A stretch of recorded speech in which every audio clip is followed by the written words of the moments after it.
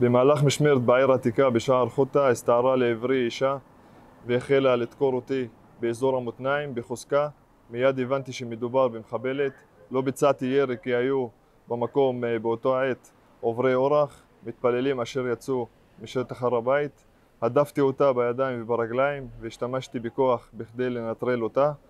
הסכין נשמטה מהיד שלה, וכשהיא הייתה מרותקת על הרצפה וחלפה הסכנה, אני והצוות מג"ב שהיה בסמוך אליי השתלטנו עליה ועצרנו אותה. אחרי זה הבנתי שהאפוד שמר עליי ומנע את חדירת הסכין לגופי.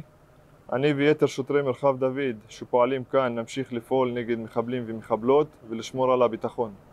אני כבר בפתיח, לפני שנשמע את כולם, אני רוצה לומר אבי ולמפקדים, גם כחולים גם ירוקים, תגובה מצוינת של השוטר הכחול, אליו הצטרף שוטר תגבור ממג"ב, איתו עבודה נקייה, התעשת מהר, הדף אותה, השתלט בצורה מאוד מאוד מקצועית.